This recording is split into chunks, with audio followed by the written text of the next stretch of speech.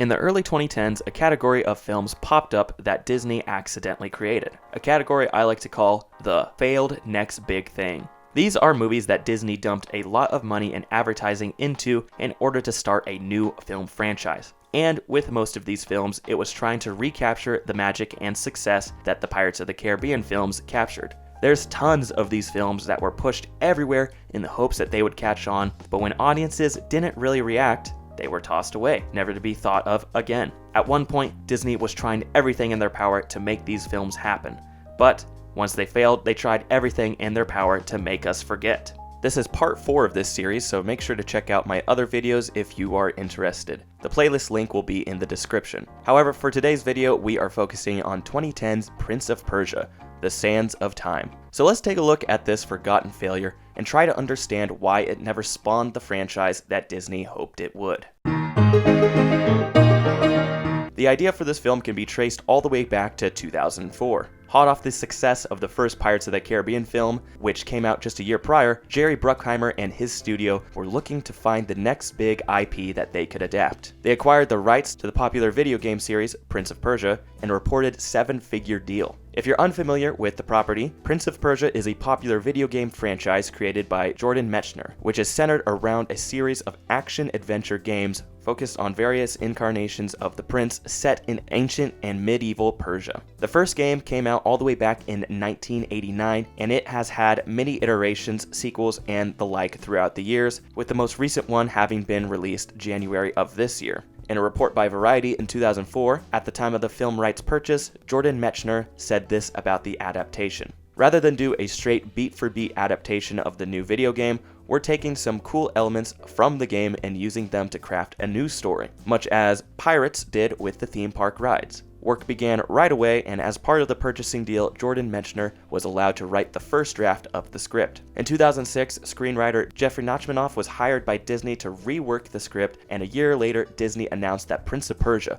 would be one of its newest tentpole movies, and dropped the release date of July 10th, 2009. However, they got a bit ahead of themselves as this release date was announced before the final draft of the script was finished, or any casting decisions were even made. Regardless, it seemed like the company had a lot of faith in this franchise and in Jerry Bruckheimer. Late in 2007, director Mike Newell was attached to helm the project, who had just come off the success of directing Harry Potter and the Goblet of Fire. However, production on the film was pushed back due to the 2007 and 2008 writers' strike. Once the strike ended in early 2008, production resumed, with actors being attached to the project. Most importantly, Jake Gyllenhaal was slated to star in the film, which is something I'll get to a bit later. During filming of Prince of Persia, Disney decided to push back the release date of May 28, 2010 for a handful of reasons. Obviously, the lost time due to setbacks by the writer's strike was the main factor, especially in regards to the hefty special effects that were needed for this film. However, it was also speculated that it was pushed back to avoid performing against Transformers: Revenge of the Fallen, which had a release date just 10 days before Prince of Persia's original release date.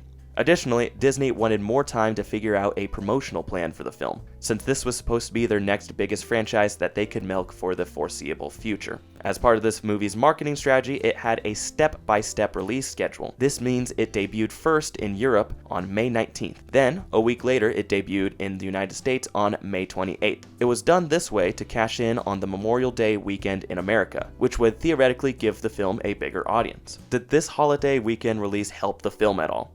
Well, not really. On its opening weekend in Europe, the film took home a reported $18 million and was in the #1 spot for nearly all the 19 countries it debuted in. However, in the United States, it debuted at only number 3 in the box office, right behind Shrek Forever After and Sex and the City 2. In its opening holiday weekend in the US, it grossed a total of $30 million. Throughout its theatrical run, the film grossed $90 million in the US and $245 million overseas, for a combined gross of $336 million. The reviews for this film were pretty mixed, with most of them being on the negative side. It currently holds a rotten 36% critic and 58% audience score on Rotten Tomatoes, as well as a 2.5 on Letterboxd. After the disappointing box office turnout, the mediocre reviews, and interest in the franchise as a whole having waned, Disney threw any plans for this franchise in the trash. So, that of course begs the question of what went wrong. Can you hear me? It feels weird calling this film a flop since it actually did pretty well at the box office, and even held the spot for the highest grossing video game movie for a while. However, even though the film made over $300 million at the box office, it was still a flop because the budget was just way too big. Its reported budget was somewhere between $150 to $200 million, although most sources I saw estimated closer to $200 million.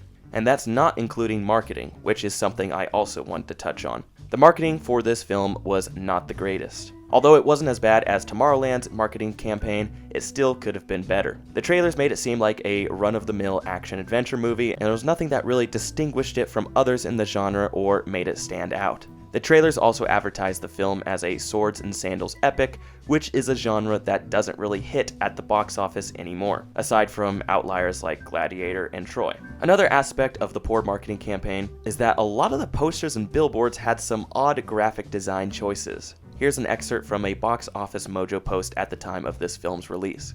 As for Prince of Persia, it was assumed that the combination of fantasy spectacle, video game branding, producer Jerry Bruckheimer, and Disney would be sufficient to create a new blockbuster franchise in the vein of Pirates of the Caribbean. But the marketers forgot not only about story and characters, but spectacle as well. Ads were a generic golden brown blur, and the movie needed a strong, clear message to get people to care about its foreign adventure. Unbankable Jake Gyllenhaal and a video game named Don't Cut It. Oddly, a tremendous amount of marketing space was used to sell May 28th over the movie itself. Somebody must really have had a thing for May 28th, judging by the movie's billboards and bus ads. Not only did Disney go wild with the overinflated budget, but they also went all out on the merchandising for this movie. In retrospect, it wasn't the smartest decision since the film didn't do great numbers. There was tons of toys, costumes, and comics that hit the shelves in stores to build hype for this movie. I remember the Lego sets for this movie being everywhere. But it's hard to build hype on just merchandise alone. Similar to the casting of Johnny Depp as Tonto in The Lone Ranger, this film also received a lot of backlash and negative press for the casting choice of the main characters. Jake Gyllenhaal is playing the character of Dastan, who is supposed to be of Middle Eastern descent. This casting choice most likely had an effect on the box office, or at least the public's opinion of the film, since it got a fair amount of pushback from the public and accusations of whitewashing.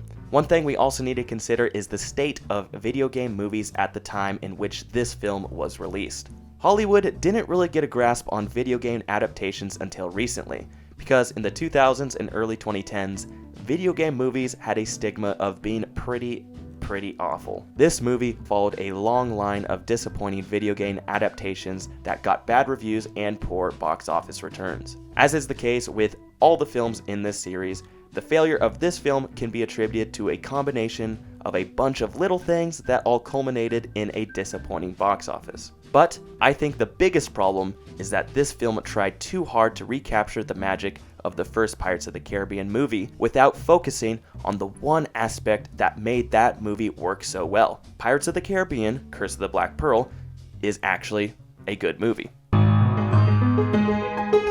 I am so sorry if you like this movie because I'm about to rip it to shreds. If you love this movie, I get it, just know, nothing personal. This is, in my opinion, the worst movie I have ever covered in this series so far. My biggest problem with this movie, and what made it so difficult to watch, was the editing and the pace. There is no sense of pacing in this movie, and the editing is all over the place.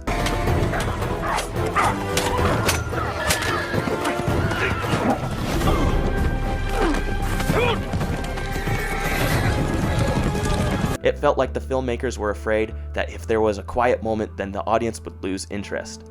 Whenever there's a slow scene that actually advances our character's development, it's cut short so we can get to the next action scene. It's the 2010 equivalent of putting Subway Surfers under a TikTok. There's a scene early in the film where the king is congratulating Dastan on his victory and talking about how proud he is. Literally 10 seconds later, the king dies and Dastan is fleeing from the kingdom because everyone's trying to kill him. It's so jarring, and the editing doesn't give us any time to process what we just witnessed. You can also feel the awkward pacing through how a lot of the scenes end. There's too many scenes that end way too fast. We aren't given a chance to breathe or set into the scene, because by the time we do, we are suddenly in a completely different location.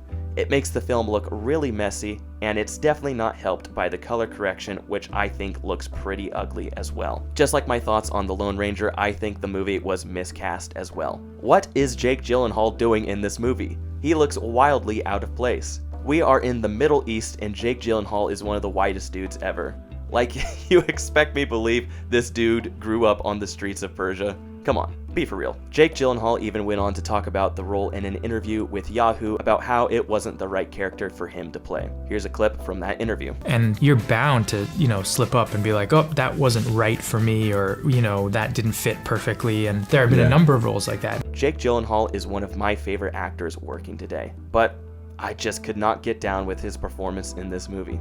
This is the same guy who was in Brokeback Mountain, Prisoners, Zodiac, Nightcrawler, and countless other amazing films. Maybe it's because he was so good in these other films and I expected more, but his performance in this movie really let me down. Even with all of this, you have to admit he looks amazing in this film. He really hit the gym for this role. He is like a Greek god. I'll be honest, there's not much about this film that I liked. The production design and the costumes were top-notch, and it seemed like a lot of work went into those departments, which I appreciate. The action was pretty cool as well, although a lot of it was ruined by some questionable editing choices. There are too many jump cuts and an overuse of slow motion in a lot of areas, which I did not dig at all. Just like with The Sorcerer's Apprentice, Alfred Molina gives my favorite performance and is the highlight of the film. In order to fend off the most insidious evil that's been lurking in this forsaken country of ours. You know what I'm talking about? Taxes.